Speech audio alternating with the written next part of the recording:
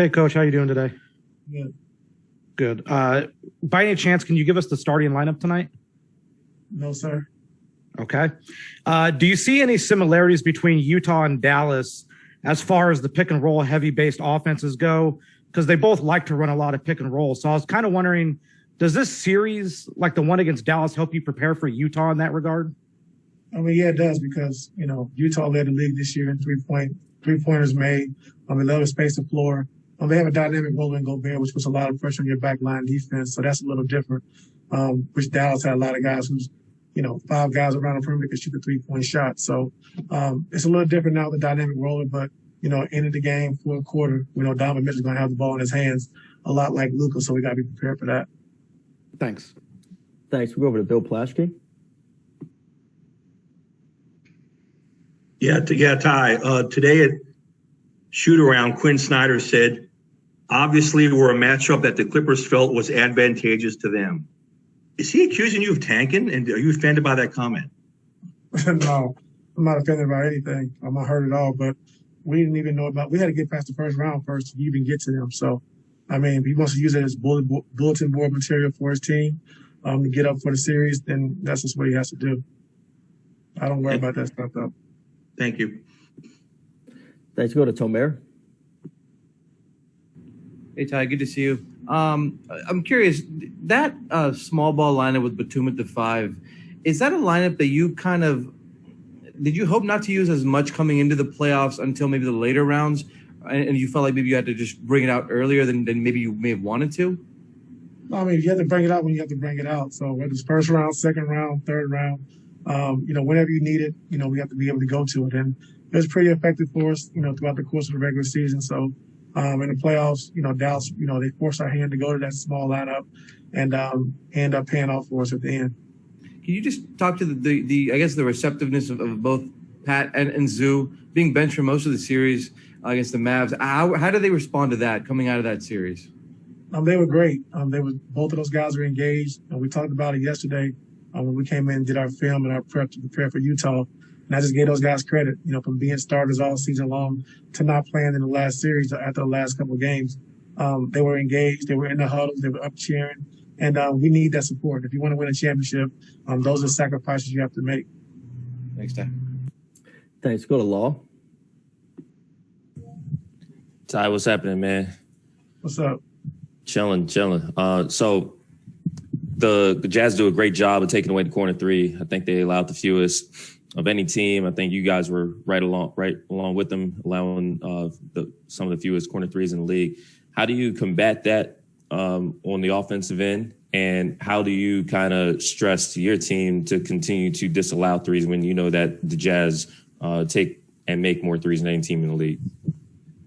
First thing, a lot of guys just guard the ball one-on-one. I think keeping the ball in front of us is going to be a big priority for us this series. We know they love to shoot the 3s. We know they love playing out of driving kicks. So we got to do a good job. And then we're pulling in on the low side to try to take away Gobert's role. We know we want to invite that wing pass and take away that corner skip so we can try to get back out to the corner. So we don't want that first pass out of the double team or out of the drop to go to that corner. So we want to try to prevent that as much as possible. Mason, you can go ahead. Hey, Coach. Along the same lines as what I was asking. The Jazz did a good job of both limiting 3-point shots and rim attempts this series. They kind of were able to balance both worlds. Is that sustainable in the playoffs, or has that been a point for you guys to kind of make them choose between whether they're going to guard the rim or guard the 3-point shot? Well, they've been doing it for the last few years. They really have a great defense, and they live with the in between 2-point shots, and they try to run you out the 3-point shots in front of you to Gobert. So we have to do a good job of just attacking. When we do go to the basket, we can't shy away from Gobert because it's going to be a block shot. We either got to go through him or we got to make the right pass and the right play. Nick Hamilton.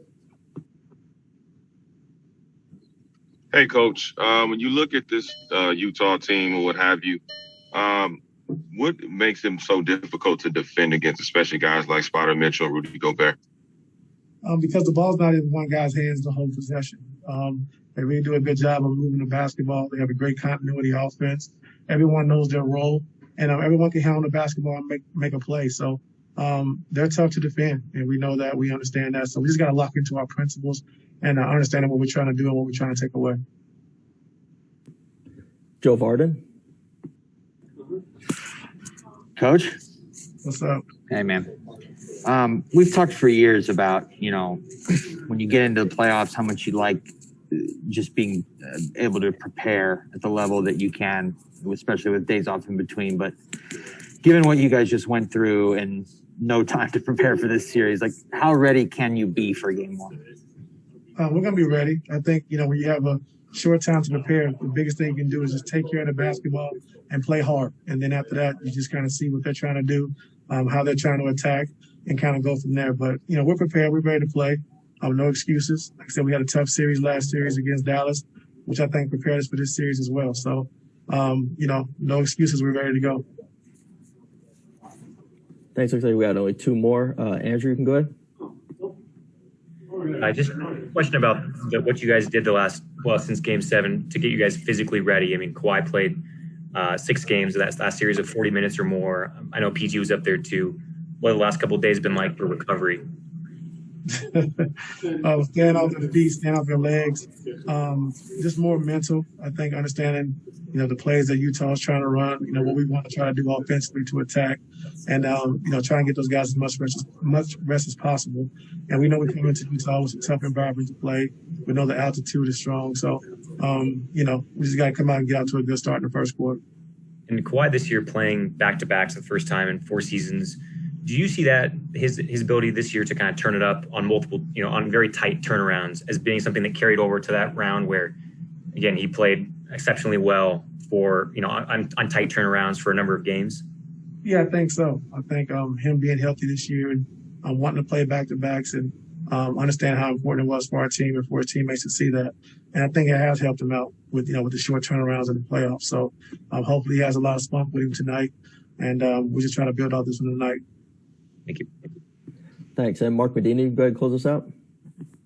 Hey, Ty, good to see you. I was wondering, what do you think went into Paul's consistent presence on the rebounding end last series, as well as playing through made or missed shots, and what do you think it'll take to carry that over into this series? The emphasis, I think, was strong. The emphasis was strong on rebounding the basketball. We knew Dallas would crash 3 or 4 guys every time down the floor.